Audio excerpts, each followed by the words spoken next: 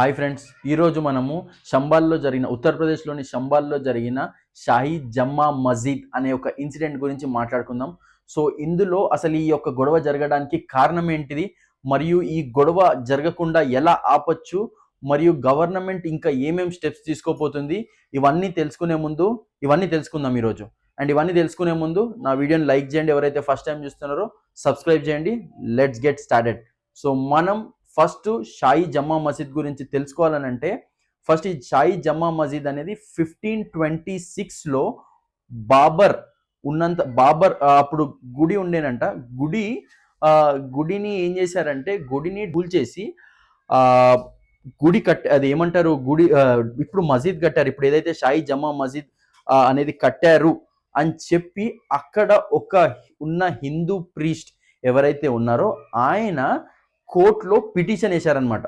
So ఇప్పుడు కానీ ఇది ఎన్నో వందల సంవత్సరాల నుండి ఎవరైతే మైనారిటీ సోదరులు ఉన్నారో వాళ్ళందరూ ఆల్రెడీ ప్రేయర్స్ ప్రాక్టీసెస్ అన్ని చేస్తూ వస్తున్నారనమాట.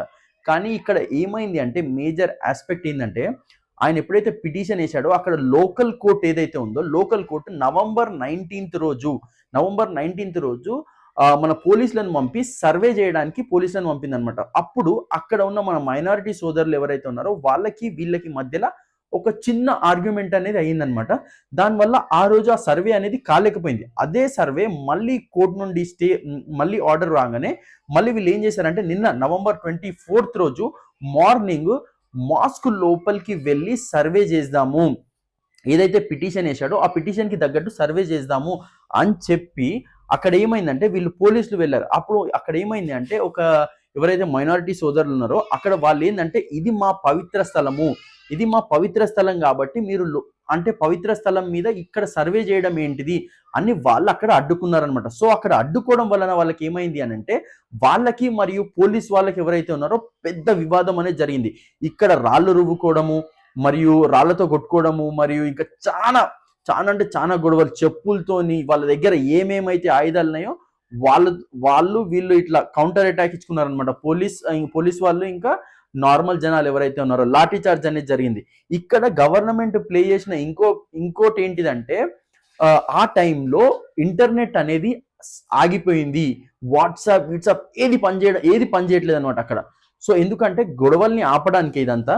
కానీ ఈ గొడవలలో అట్లీస్ట్ ఇప్పటి వరకు ఈ వీడియో తీసే సమయానికి 5 మంది నార్మల్ ఎవరైతే ఉన్నారో 5 మంది సోదరులు చనిపోయారు. ఇంకా 20 మందికి పైన పోలీస్ వాళ్ళు అయితే ఇంజురీ అంటే దెబ్బలు తాకడం కానీ కాళ్ళు ఇరిగిపోవడం కానీ ఇలా అయ్యింది అని ఇప్పటి వరకు న్యూస్ లో అయితే ఉంది అనమాట. కానీ ఇంకా ఇక్కడ నుండి ఇంకా ఎక్కడికి వెళ్తుంది, ఈ గొడవలు ఎక్కడికి దారి తీస్తాయి అనేది మళ్ళీ తెలియదు. ఎక్కడికి దారి తీస్తాయి, ఎక్కడ ఆగుతాయి అనేది ఇంతవరకు తెలియదు.